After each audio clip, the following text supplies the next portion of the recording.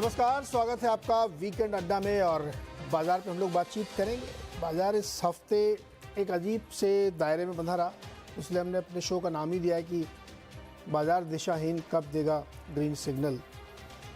दिशाहीन मैं इसलिए कह रहा हूँ कि पूरे हफ्ते में अगर आप देखें तो निफ्टी को देखें, सेंसेक्स को देखें, या मिड कैप को देखें, स्मॉल कैप को देखें, एक दिन ऊपर फिर नीचे, या इवन इंट्राडे में इतना ज़्यादा कुछ होता था कि अगर वीकली रिटर्न आप देखेंगे तो 0.3%।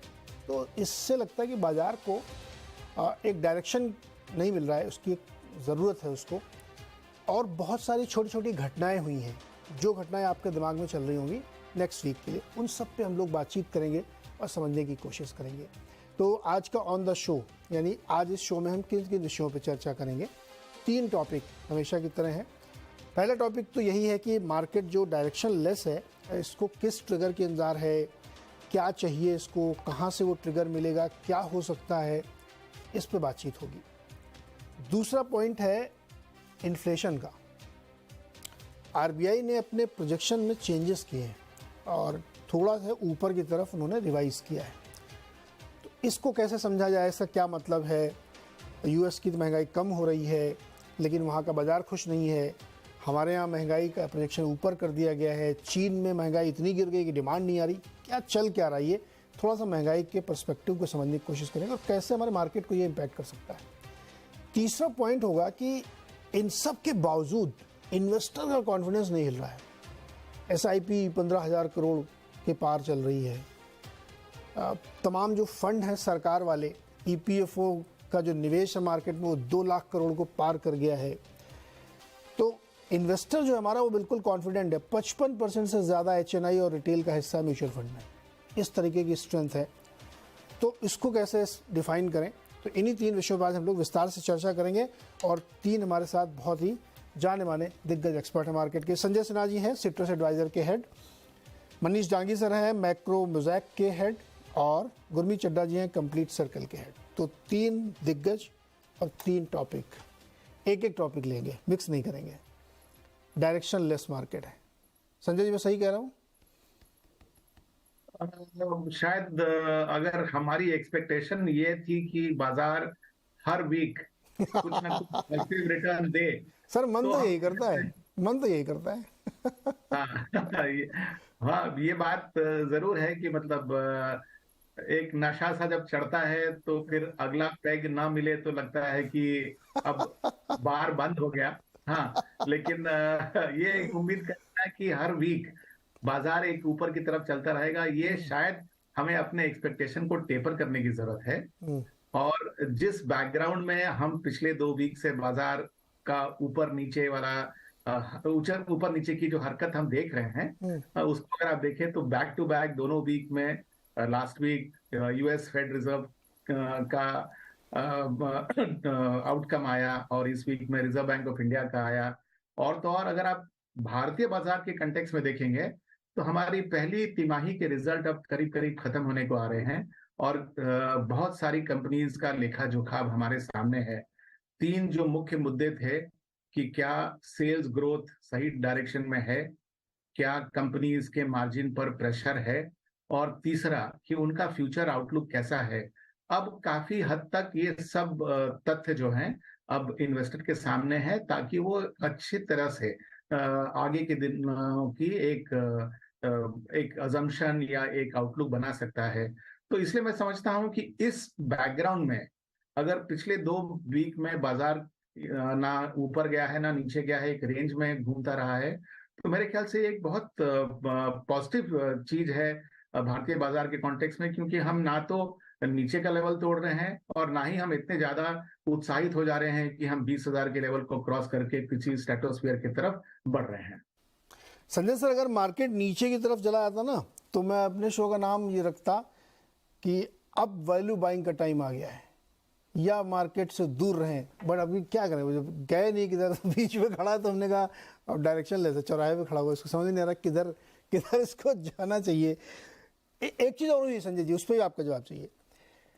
पूरा रिजल्ट सीजन अगर हम लोग देखें ना तो अच्छा था, शानदार नहीं था उसमें, क्योंकि मैं 2 बयान से मैंने अपनी व्यू बनाया है। सारी कंपनियां ये कह रही कि मैक्रो पिक्चर पे हम लोग कॉशियसली ऑप्टिमिस्टिक है, ये बहुत फेवरेट डायलॉग कंपनियों का। और जब बैंकों के पास आप जाइए, निम्स वगैरह सब हिट हो रहे हैं उनके, उसके बावजूद कह रहे हैं कि नहीं क्रेडिट ग्रोथ रोबस्ट, और वो है भी 20% की ग्रोथ का आंकड़ा आरबीआई ने सामने रखा है। ये क्या मतलब, उनको लग रहा है कि कुछ मैक्रो पिक्चर गड़बड़ है, बैंकों को लग रहा है क्रेडिट ग्रोथ चल रही, तो पैसा ले कौन रहा है फिर ये? तो देखिए, एक तो बहुत दिनों के बाद प्राइवेट सेक्टर में केपेक्स हो रहा है। दूसरी बात, जो कि काफी रियल एस्टेट कंपनीज के मैनेजर्स ने भी आके कहा है अपने आउटलुक में, कि भले पिछले करीब साल भर से इंटरेस्ट रेट्स ऊपर की तरफ जा रहे हैं, लेकिन हाउसिंग डिमांड में कोई कमी नहीं दिख रही है। तो एक सेगमेंट जो वो है जो बढ़ता ही रहा है। और तीसरा, जो कि मैं समझता हूँ कि थोड़ा वरीसम है, जो हाल के दिनों में जिस तरह से रिटेल क्रेडिट बढ़ा है और बहुत तेजी से बढ़ा है, वो शायद इस बात की तरफ इंडिकेट कर रहा है कि लोग अगर कंज्यूम कर रहे हैं तो हो सकता है कि वो लीवरेज कर कंज्यूम कर रहे हैं, मतलब बोरो करके स्पेंड कर रहे हैं, ना सिर्फ अपने इनकम पर डिपेंडेंट होके स्पेंड कर रहे हैं।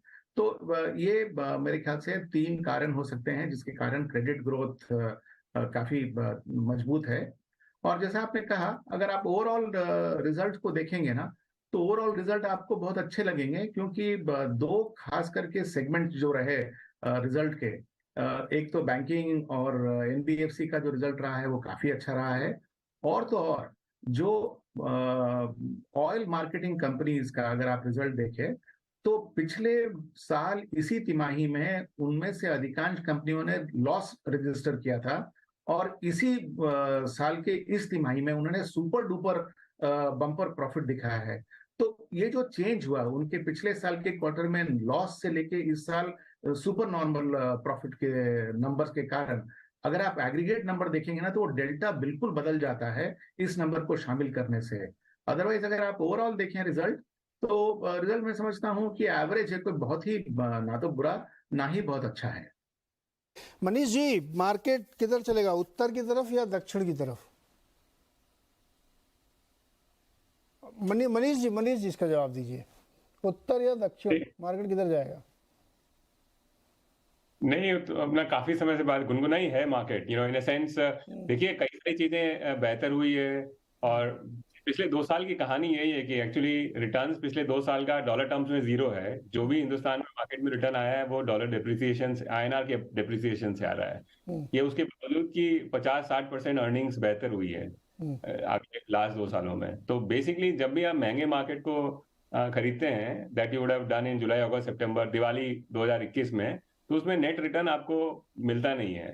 फिलहाल भी वही सिचुएशन है कि काफी इन्फ्लेशन मैक्रो दुनिया के अंदर बेहतर हुआ है, लेकिन ग्रोथ मैक्रो जो है अब यूरोप में, बड़ी कॉल इट, चाइना में काफी खराब हो गया है। और यूएस भी इंक्रीमेंटली, अब मैंने आपको अपने इन्वेस्टर्स को भी लिखा था, पुट आउट भी किया था पब्लिकली, कि यूएस के अंदर भी एट मार्जिन अब बेरिश लग रहा है। टेक का जो बहुत बड़ा रैली है, वी कैप्चर्ड इट। मेरे ख्याल से यहाँ से इंक्रीमेंटली बहुत अच्छा मोमेंटम नहीं रहेगा। तो जब ये सारे चीजों के चलते ऐसा आपको लगता है कि शायद पेसिमिज्म हो, लेकिन लोकल मैक्रो ठीक ठाक है। हमारी अर्निंग्स 40% से ग्रो नहीं करेगी अगले 2 साल में, तो शायद 30% से तो वेरी लाइकली ग्रो करेंगी ही। रेट्स मोटा मोटी पीक हो चुकी हैं। ऑयल का थोड़ा बहुत टेंशन है, वापस ऊपर आया है, लेकिन करंट अकाउंट डेफिसिट काफी ठीक ठाक है। तो उस चक्कर में ऐसा हो सकता है, मान सकते हैं कि जो पिछले 2 साल का मेरा व्यू, 1.5 साल का व्यू था कि इंडिया अंडर परफॉर्म करेगा in aggregate because of poor macro, मेरे ख्याल से, और एक्सपेंसिव वैल्यूएशन, यहाँ से इंक्रीमेंटली अगला साल शायद यूएस अंडर परफॉर्म करेगा इंडिया से। तो रिलेटिव फंड मैनेजर अगर मैं हूं, तो मैं बोलूंगा कि नहीं, इंडिया बेहतर लग रहा है। लेकिन बिकॉज 19-20 टाइम के ऊपर अभी भी मैं मार्केट को महंगा ही समझता हूँ वनिस्पत जहां बॉन्ड यील्ड्स हैं। तो बिटवीन बॉन्ड्स और इक्विटी के अंदर अभी भी मुझे लगता है कि नहीं, इक्विटी महंगे हैं। तो इसलिए नेट रिटर्न उतना ही आने वाला है नीरज जी, अगला 1 साल में भी, जो पिछले 2 साल में आया है, 7-8-9% का रिटर्न आएगा। तो ये जो डायरेक्शनलेस मार्केट एक चौराहे पे खड़ा हो गया है, ये गिर के अपने आप को ठीक करेगा या समय बिता के अपने आप को ठीक करेगा? मतलब टाइम करेक्शन लेगा या प्राइस करेक्शन लेगा, क्या लेगा ये? तो महंगी चीजों का जनरली जब बहुत महंगे नहीं होती है, जो पिछले 2 साल में हमेशा ऐसा ही था कि कभी बहुत महंगी नहीं थी, तो उसमें ऐसा ही होता है, वो गुण की तरह से धीरे धीरे खाती है इन्वेस्टर को। कोई बहुत बड़ा भूचाल सा आ जाए अचानक से, कि नहीं कोई क्रेडिट क्राइसिस आ जाए यूएस यूरोप में कहीं पे भी, तो वो हम उन लोगों के साथ दे देंगे अपने आप को 25-30% से। विदाउट दैट इंडिया के अंदर लोकली ऐसा कुछ बहुत बड़ा टेंशन नहीं लग रहा है जिसकी वजह से इंडिया प्रेसिपिटेट हो जाए। लेकिन वो हमेशा ऐसा ही होता है ना, पिछले 20 साल का इतिहास है कि जो अक्सर जो बड़ी रिस्क इंडिया के अंदर आती है वो बाहर से ब्लो इन करती है। लोकली तो इतने गरीब देश हैं, इसमें बहुत बड़ा कुछ होता नहीं है। आई मीन जब भी होता है तो बैंकिंग क्राइसिस इनहेरेंट लोकल होती है, तो वो it takes lot of time to actually play out. तो इसलिए लोकल मैक्रो को समझ करके इंडिया के अंदर बहुत बड़ा कभी भी सेल ऑफ नहीं आएगा, तो बाहर अगर होता है तो ही आएगा। तो इसलिए आपका एकदम बढ़िया है, गुनगुना सा मार्केट है, ना इधर ना उधर। कुछ कुछ महीने अच्छा चलेगा, कुछ महीने खराब करेगा, नेट नेट बॉन्ड से 1-2% ही ऊपर कमाएगा। भाई गुरमीत जी, मैं तो एक साइड वाला आदमी हूँ, मुझे बीच में खड़े रहना पसंद नहीं है। या तो ये चले या गिरे ये बीच में जो खड़ा हुआ है ना, थकाऊ मार्केट, एक हफ्ते में 0.3%, ये क्या है, ये क्यों हो रहा है ऐसा? नीरज जी, 16,800 से 19,800 आया है, 3,000 पॉइंट आया है 2 महीने के अंदर। थोड़ा कंसोलिडेशन उसके कारण भी है। पहले यूएस का रेटिंग डाउनग्रेड हुआ, जिसने 2 दिन थोड़ा मार्केट को, लोगों ने 2011 की तुलना की उसकी, जब एसएनपी ने पहली बार डाउनग्रेड किया था यूएस को, और लगा कि वापस से शायद डॉलर इंडेक्स ऊपर जाएगा और बॉन्ड यील्ड शूट अप करेगी। बॉन्ड यील्ड इतना शूट अप नहीं हुई जितना पहली बार जब रिएक्शन हुआ था। दूसरा जो इन्फ्लेशन डेटा है इंडिया का, आरबीआई ने जो बढ़ाया 5.1 से 5.4% किया, उससे बाजार को ये लगा कि पूरी तरह जो एक्सपेक्टेशन है, बाजार फ्यूचर एक्सपेक्टेशंस को डिस्काउंट करता है। तो रेट कट अब लगता है कि दूर है। पहले लग रहा था शायद कि 3-4-5 महीने में इंटरेस्ट रेट साइकिल रिवर्स होगी अगर इन्फ्लेशन सॉफ्ट रहा तो वो एक थोड़ा सा उसको थोड़ा सा झटका लगा। प्लस आरबीआई ने थोड़ा सा मॉनेटरी कंडीशंस को टाइटन किया, हालांकि बहुत मार्जिनल किया है। तो जितने भी 2000 के नोट आए, तो 10% ऑफ एनडीटीएल बोलते हैं उसे, नेट टाइम डिपॉजिट लायबिलिटीज बोलते हैं, उसका इंक्रीमेंटल सीआरआर बढ़ाया उन्होंने। थोड़ा सा लिक्विडिटी टाइप, तो लगभग 1 लाख करोड़ के आसपास का इसका back of the envelope maths है इसका सिस्टम। और कैश रिजर्व रेशियो में बैंक्स को कुछ मिलता नहीं। तो अगर आपने देखा होगा, इस हफ्ते सबसे ज्यादा प्रेशर बैंक निफ्टी पे ही आया है, क्योंकि ऑलरेडी थोड़ा सा ये कंसर्न है कि निम्स कॉन्ट्रैक्ट करेंगे, स्पेशली जब एसबीआई के नतीजे आए। तो मुझे लगता है ये करेक्शन बोलना सही नहीं होगा, इसको थोड़ा सा कंसोलिडेशन है। और कुछ एक ग्रीन शूट्स भी हैं। आप अगर कमेंट्री सुने, जैसे डाबर के सीईओ हैं मोहित जी, उन्होंने बोला कि रूरल डिमांड की रिकवरी हुई है, पूरी इंडस्ट्री में 4% की रिकवरी है, बहुत टाइम बाद देखने को मिला। डाबर की एक्चुअली रिकवरी 7-8% थी। एचयूएल ने भी बात करी कि इन्फ्लेशनरी मॉडरेशन होने से थोड़ा रूरल रिकवरी आ रही है, गवर्नमेंट का एक्सपेंडिचर भी बढ़ेगा जैसे जैसे इलेक्शन सीजन जाएंगे। तो एक जो अर्बन वर्सेस रूरल डिवाइड है, मुझे लगता है वो थोड़ा सा ब्रिज होगा। बेसिक मैक्रो, जैसा मनीष सर ने भी बोला कि बेसिक इंडिया का मैक्रो में ऐसा कोई कंसर्न नहीं है कि बहुत कोई बड़ा करेक्शन आया या इवेंट हुई, और कुछ कंसोलिडेशन हेल्दी है। आपकी वाली बात से मैं सहमत हूँ, टाइम करेक्शन प्राइस करेक्शन से थोड़ा बेटर होता है। और मुझे लगता है कि थोड़ा सा कंसोलिडेशन मार्केट में होगा। नतीजे उतने अच्छे नहीं है। हर ब्रोकरेज 18-19% का ईपीएस एस्टिमेट ले रही है। मेरे हिसाब से 15-16% का ही मोटा मोटा ईपीएस ग्रोथ आएगा इस साल। 15-16% का ईपीएस ग्रोथ आएगा। अच्छा, मैं आप लोगों के सामने 5 पॉइंट रखता हूँ जो मार्केट के समय दिमाग में है। आप मुझे वो जो भी आपको उसमें अच्छा लगे एक्सप्लेन करिए। एक तो ये तिमाही नतीजे हमने कहा कि अच्छे थे, बहुत शानदार नहीं थे, कि मतलब कोई तोड़फोड़ नंबर आए, किसी में कुछ गड़बड़, किसी में कुछ गड़बड़। जैसा अभी गुरमीत आप कह रहे थे, डाबर के सीईओ ने, मोहित जी ने बताया, वैसे आज मैं पीडीलाइट से बात कर रहा था तो मुझे भरत जी ने बताया कि टियर 1, 2, 3 सिटीज़ में काफ़ी अच्छी, मतलब मेट्रो से ज़्यादा ग्रोथ उनको वहाँ पे मिली है, तो शायद वहाँ पे रिकवरी हो रही हो। दूसरा, अमेरिका में जो ब्याज दरें वगैरह बढ़ने की फिर आशंका बढ़ गई है, हालांकि स्ट्रीट डिवाइडेड 50-50 हो गया है। ब्याज दर गिरने के बावजूद लोग कह रहे हैं कि नहीं और बढ़ेगी महंगाई की वजह से। तीसरा पॉइंट, जो बाजार के इन्वेस्टर ट्रेडर्स ने, उनकी चॉइसेस बहुत जल्दी चेंज हो रही हैं। मतलब सेक्टर रोटेशन के लिए हम लोग ने एक शो भी किया था कि इंडेक्स छोड़ो सेक्टर पकड़ो और वही फायदा होगा आपको। वहाँ पे भी आप देखिए एक हफ्ते में लोगों की चॉइसेस बदल रही हैं, तो इसलिए मार्केट कंफ्यूज हो सकता है। ट्रेडिंग में दिलचस्पी ज़्यादा है ना, कैश में काम कम हो रहा है, ट्रेडिंग में ज़्यादा मज़ा आ रहा है। 3:30 बजे से पहले निकल लो, कल पता नहीं क्या होगा, रोज़ दिन भर, तो उससे भी मार्केट को एक डायरेक्शन मिलने में। और पांचवा जो बहुत इंपॉर्टेंट है ये इलेक्शन ईयर है, अब से सिर्फ 40-50 दिन बाद ये सिलसिला शुरू हो जाएगा और अगले साल मई तक चलेगा। क्या ये भी एक मार्केट के दिमाग में कंसर्न है? संजय जी आपसे शुरू करता है, एक एक बताइए इसमें से आपको कौन सा सबसे इंपॉर्टेंट लगता है मार्केट के डायरेक्शन में बाधा बनने या उसको फेल करने के लिए? तो देखिए, जो ग्रोथ को लेके असमंजस है, मेरे ख्याल से आज सबसे बड़ी चैलेंज वही है, क्योंकि मानसून का एक बहुत बड़ा असर पड़ता है रूरल कंजम्पशन पे।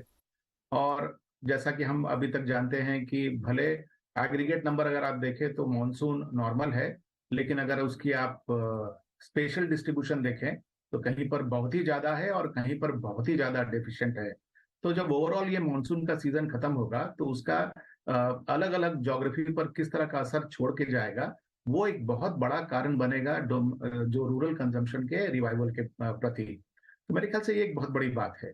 दूसरी, अभी अर्बन कंजम्पशन जो है वो स्ट्रांग है, और जैसा आपने कहा, और शायद वो एक एडिशनल पॉइंट है इसमें, कि इलेक्शन ईयर होने के कारण सरकार की स्पेंडिंग जो है वो फ्रंट फुट पे है, और खास करके इंफ्रास्ट्रक्चर रिलेटेड जो डेवलपमेंट्स हैं उनमें सरकार की स्पेंडिंग जो है बहुत ज्यादा है। तो हम सब जानते हैं कि जब खर्च होता है तो उसका मल्टीप्लायर इफेक्ट होता है। तो हो सकता है कि पैसा सरकार खर्च कर रही हो रोड बनाने में, लेकिन उसका मल्टीप्लायर इफेक्ट कई अलग सेक्टर्स में देखा जाएगा। तो इलेक्शन ईयर होने के कारण ये जो सरकार की स्पेंडिंग है अगर वो फ्रंट फुट पे है तो उसका मल्टीप्लायर इफेक्ट हमको लगता है कि ओवरऑल कंजम्पशन पे दिखेगा, और ज्यादातर हो सकता है कि शायद आज के दिनों में वो अर्बन कंजम्पशन पर ज्यादा दिखे, रूरल में कम दिखे। रूरल पर मानसून का प्रभाव जो है वो ज्यादा पड़ेगा। लेकिन कुछ देर पहले आप ही के स्क्रीन पर जो दिखाया जा रहा था विजुअल, जिसमें रिजर्व बैंक ऑफ इंडिया ने जो इन्फ्लेशन का प्रोजेक्शन दिया है, वो अगर आप देखें तो वो थोड़ा डिस्टर्बिंग है, इन द सेंस कि पहली, दूसरी और तीसरी तिमाही में जो इन्फ्लेशन की दर है वो ऊपर की तरफ बढ़ती हुई जा रही है, और फिर चौथी तिमाही और अगले साल की पहली तिमाही में वो कम होता नजर आ रहा है। यानी कि हम ये जो समझ रहे थे कि इन्फ्लेशन पर हमारी जो पहल है वो सक्सेसफुल हो गई और हम इन्फ्लेशन को काबू में ला पाए, वैसा लग नहीं रहा। और अगर आप बाजार में जाएं तो साफ दिखता है जिस तरह से कि सब्जियों के दाम ऊपर की तरफ हैं और फ्रूट्स के दाम भी बढ़े हुए हैं। तो ये एक चिंता का विषय है कि अगर मॉनसून भी खराब रहा और सब्जियों के दाम बढ़े हुए हैं, और अगर मान लीजिए कि सोइंग सीजन भले सक्सेसफुल रहा लेकिन फाइनल क्रॉप प्रोडक्शन अगर कम रहे तो उसका क्या असर हो सकता है। तो इन्फ्लेशन भी एक चिंता का विषय हो सकता है कि सरकार खर्च कर रही है, इनकम का मल्टीप्लिकेशन हो रहा है, लेकिन सप्लाई साइड के कंस्ट्रेंट्स हो जाएंगे जिसके कारण इन्फ्लेशन पे दबाव बढ़ सकता है। तो मैं समझता हूं कि ये सब जो है ये चिंता का कारण हो सकते हैं, जो अभी उतने बड़े रूप में नहीं दिख रहे हैं, लेकिन आगे जाकर एक बड़ा सा रूप ले सकते हैं। ओके, मनीष जी, मैं ये जो सेकंड टॉपिक था हम लोगों का कि महंगाई का एक प्रेशर बन रहा है, इसको मैं ले ही आता हूँ यहाँ पे बीच में। आरबीआई ने अपने प्रोजेक्शंस बढ़ा दिए कि इस साल के अंत तक 0.3% बढ़ाया उन्होंने। क्रूड जो है वो 90 के बिल्कुल करीब खड़ा हुआ है और कम होने की संभावना नहीं लग रही, क्योंकि ओपेक ने बहुत मैसिव प्रोडक्शन कट किया है। क्या ये एक ऐसा चैलेंज बनना है जिसको अभी हम लोग अंडर एस्टिमेट करेंगे? हम लोग इंडिया वाले अंडर एस्टिमेट करेंगे, उनको लग रहा महंगाई इतनी बड़ी चुनौती दोबारा बन सकती है। तो इसका नीरज है ना, रिलेशन उसी बात से है, इलेक्शन ईयर जो आपने बोला था। कि बेसिकली एक जनरल फ्रेम अपना कई बार बात हुआ इस बारे में कि ये जो 2024 तक न सिर्फ ये किसी को पता नहीं कि किसकी गवर्नमेंट आएगी, लेकिन जो फॉर्म ऑफ गवर्नमेंट आएगी वो अलग होगी, है ना। जो मैंडेट अब सारे अब वो बीजेपी के स्टेट्स हो या मध्य प्रदेश में आप जाके देखेंगे तो क्या हो रखा है, और राजस्थान में या कर्नाटक में हुआ है वो देखिए। तो मोटा मोटी कंसेंसस पॉलिटिकल अपैरेटस में यह है कि आपको अगर रीविन करना है तो आपको रीडिस्ट्रीब्यूट करना होगा। तो इसके चक्कर में करीबन 0.5% के आसपास में मेरा एस्टिमेट है कि फिस्कल स्लिप हो रहा है रन अप टू इलेक्शन में हर स्टेट के अंदर, ठीक है। और जो शायद अब बिकॉज सेंट्रल इलेक्शन कोइंसाइड कर रहा है तो और ज्यादा होगा। ये जो पैसा है ये जनरली बढ़ता है, तो ये बहुत इन्फ्लेशनरी होता है। अब जो इंडियन इन्फ्लेशन है वो ग्लोबल इन्फ्लेशन से कोई लिंक नहीं है इसका। 2011-12 वाला सेटअप है ये, जहाँ दुनिया में कहीं इन्फ्लेशन नहीं था, सिर्फ हमारे यहाँ था। तो उसका रीजन ये है कि जो ओरिजिन है हमारी इन्फ्लेशन का, टमाटर के भाव अगर बढ़ रहे हैं तो वो लोकल है, और उसका वो बहुत लाइकली है कि अगला साल भर ये प्रेशर रहेगा। और मेरे ख्याल है कि देखिए, थोड़ा हिस्टोरिकली कोई लोगों को समझना हो इस चीज को, तो हर 10 साल के अंदर इंडियन का जो फॉर्म ऑफ गवर्नमेंट है वो चेंज होता है। जो एक पूरा कंसेंसस था, हमने पूरी गवर्नमेंट ने पिवट किया था इंफ्रास्ट्रक्चर वर्सेस रीडिस्ट्रीब्यूशन, वो वापस से रिवर्स होगा मेरे ख्याल से, जो हर 10 साल में होता है अगर पिछले 40-50 साल के इतिहास को आप देखें तो वो एक थोड़ा सा एक इन्फ्लेशनरी रहता है। तो इलेक्शन और इन्फ्लेशन जो है वो काफी वेल वेडेड हैं दोनों अभी इंडिया में, और ये यूनिक है, लोकल है, इसका ग्लोबल से बहुत लिंक नहीं है। तो एक तरफ मेरा ये व्यू है कि यूएस ट्रेजरीज जो हैं और यूएस रेट्स जो हैं वो पीक हो गई हैं। मेरा ये भी व्यू है कि यूएस के अंदर एक मेजर डिसइन्फ्लेशन हो सकता है, और उसकी वजह से मेरा जो सबसे बड़ा ट्रेड है एक ग्लोबल मैक्रो है कि और लॉन्ग यूएस ट्रेजरीज को अगर आप इन्वेस्ट कर सकते हैं, टीएलटी जिसको बोलते हैं, तो वहां पे एक बड़ा पैसा बन सकता है। तो ग्लोबल इन्फ्लेशन हो, अब चाइना के अंदर डिफ्लेशन है एब्सोल्युटली, यूरोप के अंदर डिफ्लेशन है, यूएस के अंदर रन रेट बेसिस के ऊपर एक्चुअली एक्स शेल्टर जो है वो जीरो इन्फ्लेशन हो गया है लास्ट 3-4 महीने में।